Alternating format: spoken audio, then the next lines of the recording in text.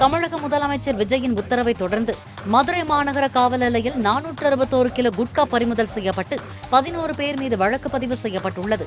இந்த நடவடிக்கை தொடர்பாக மதுரை காவல்துறை வெளியிட்ட வீடியோவில் முதலமைச்சர் விஜய் நடித்த மாஸ்டர் பட பின்னணி இசை சேர்க்கப்பட்டுள்ளது சமூக ஊடகங்களில் வைரலாகி வருகிறது.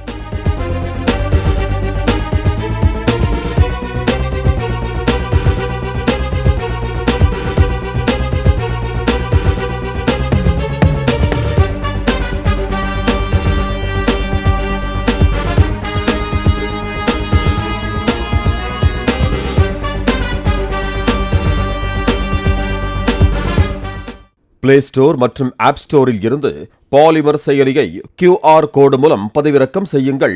செய்திகளை உடனுக்குடன் பெறுங்கள்.